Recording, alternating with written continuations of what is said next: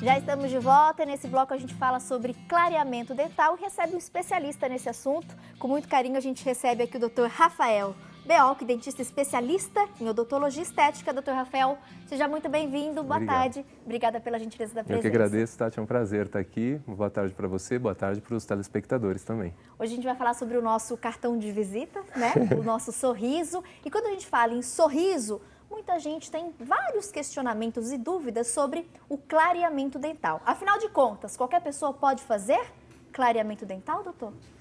A princípio, sim.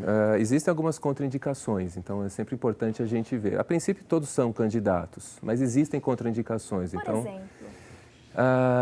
Existem manchas que não vão ser clareadas com o clareamento dental. Então, esse tipo de diagnóstico, né, a gente conseguir diagnosticar isso, por isso que a gente sempre recomenda que o clareamento seja acompanhado por um dentista, por um profissional, porque existem manchas que simplesmente não são clareáveis com as técnicas de clareamento que a gente conhece. Hoje, quais são essas técnicas? Quais são os tipos de clareamento que a gente encontra? Basicamente, quando a gente fala de clareamento dental, a gente está falando de uma opção que não é invasiva, que a gente não vai desgastar o dente. Na verdade, a gente não vai enfraquecer de nenhuma maneira a estrutura, seja por broca ou seja de qualquer outra maneira.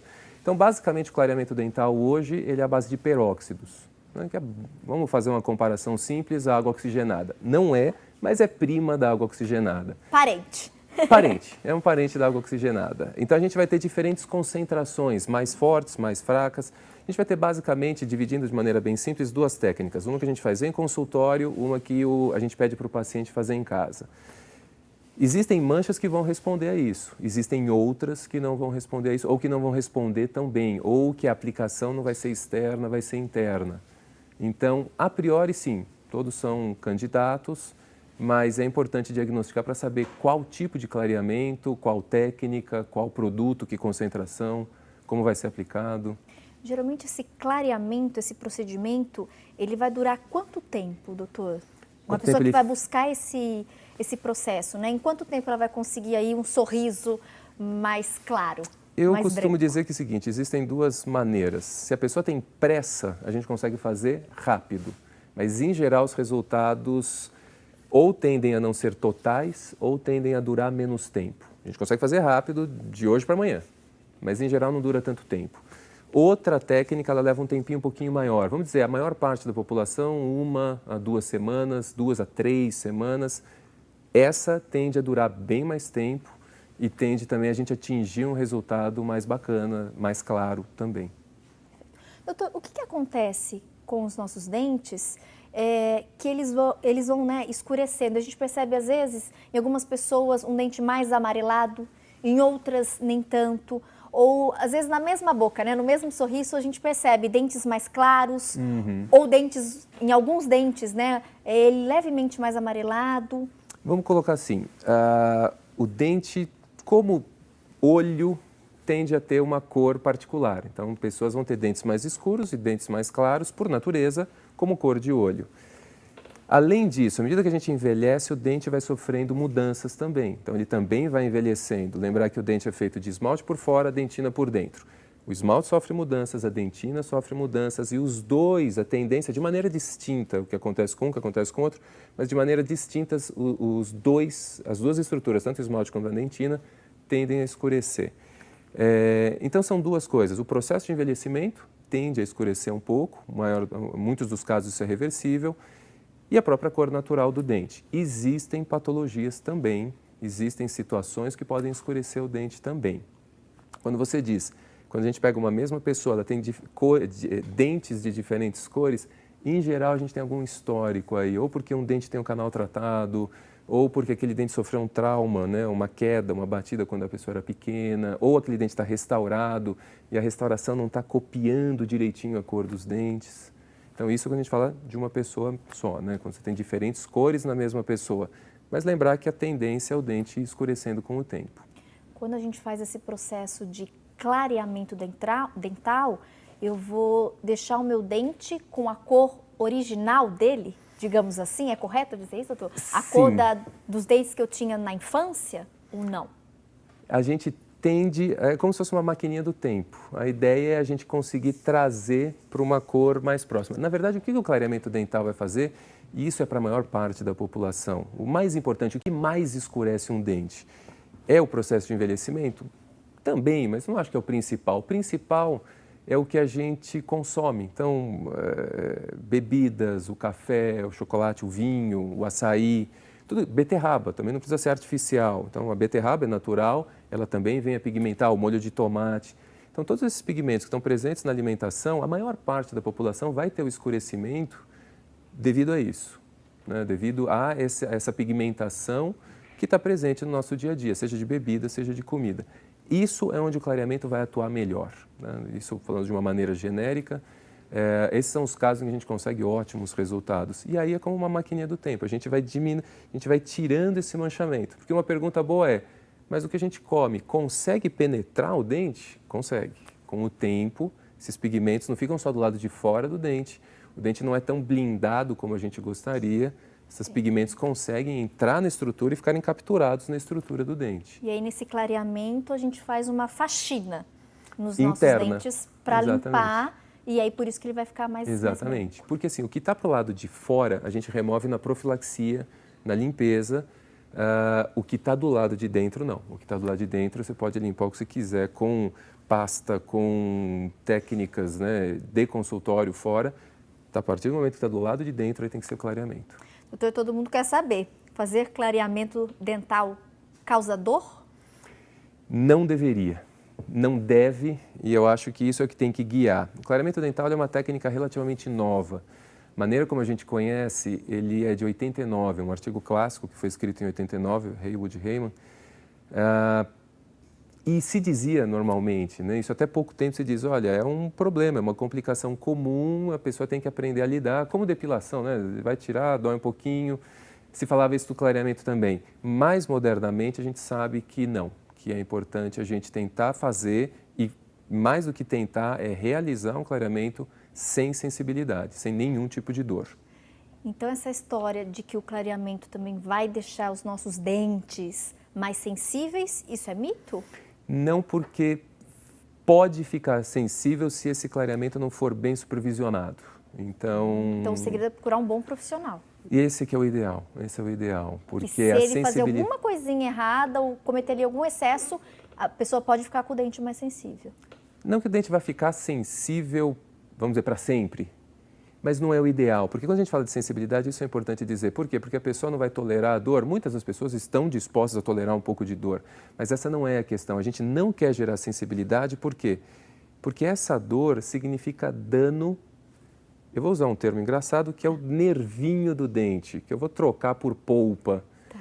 Se a pessoa está sentindo dor, é porque a polpa do dente, o famoso nervinho, ele está sofrendo. Então a gente não quer isso, é um tecido extremamente sensível, extremamente delicado, único, e a gente tem que preservá-lo. Então ele não pode sofrer, por isso não pode doer. Por isso é importante então esse acompanhamento, monitoramento com um profissional capacitado, para a gente conseguir um resultado legal sem dor. Sem dor. Sem essa sensibilidade. Para a gente ter um bom resultado e que esse resultado seja sem dor. E quando eu digo sem dor, sem dano. A gente só tem os benefícios e nenhum dos malefícios.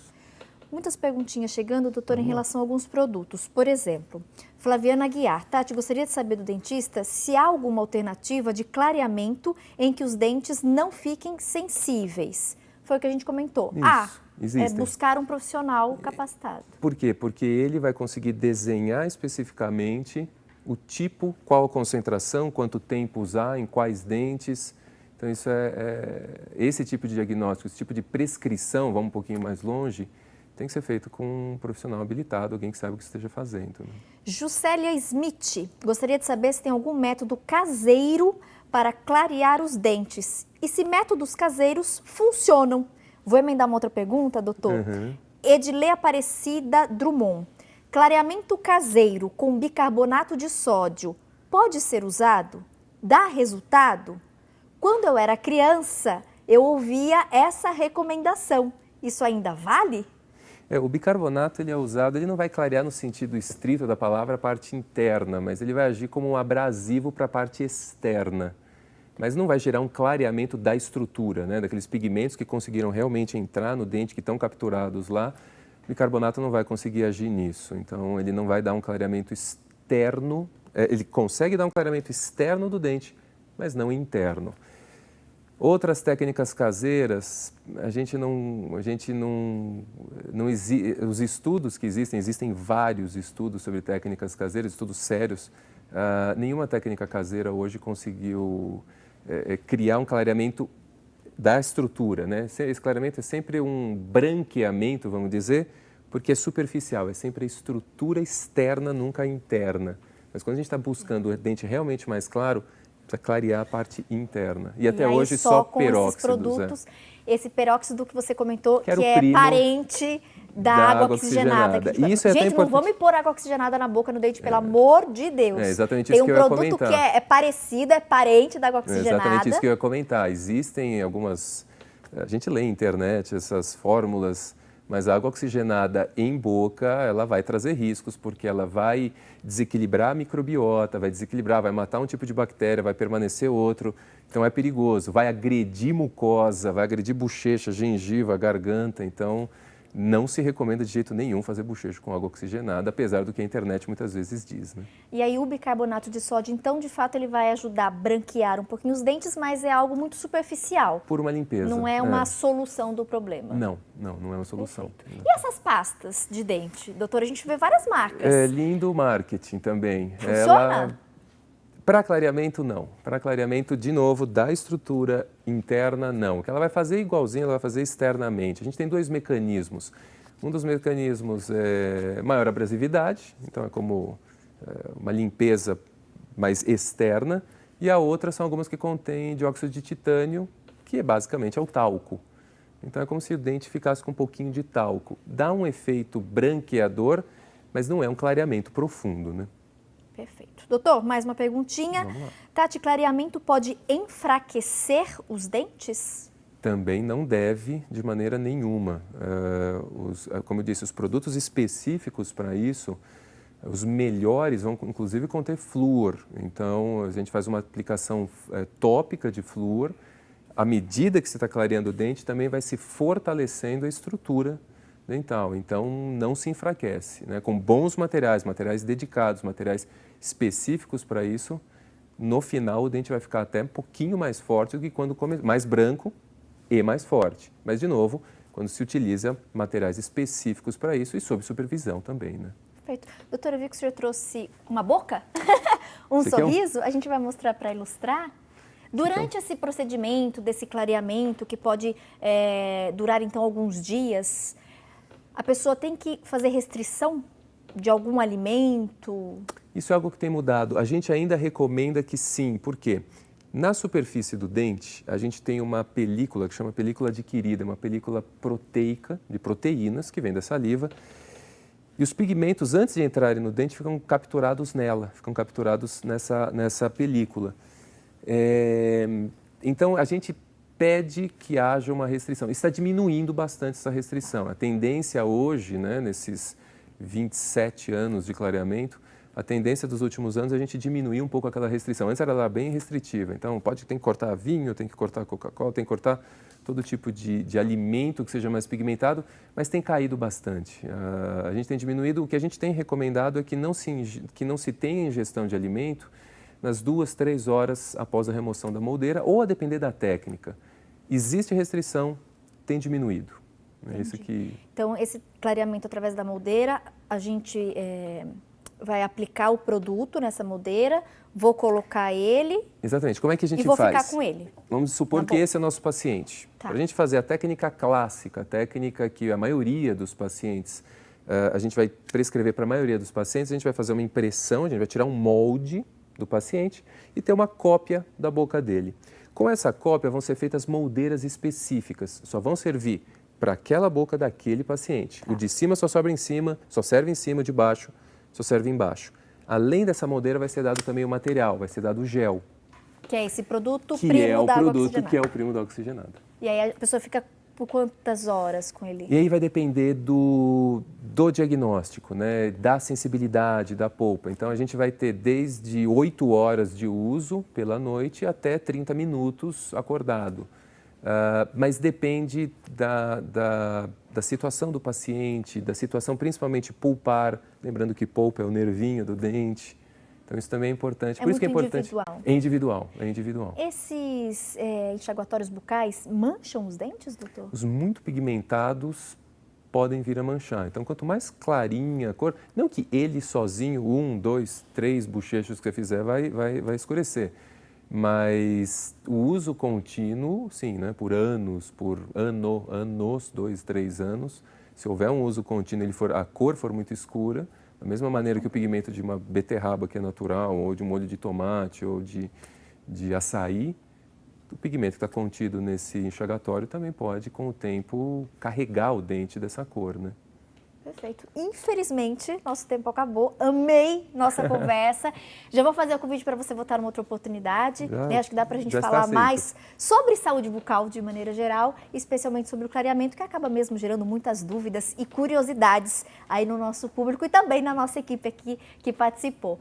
Muito obrigada, viu, Rafael, pela presença. A gente vai divulgar todos os contatos do nosso convidado. Se de repente você que está me assistindo quer falar direto com o Dr. Rafael, quer tirar uma dúvida, quer alguma orientação específica, nada como um profissional capacitado para poder te ajudar.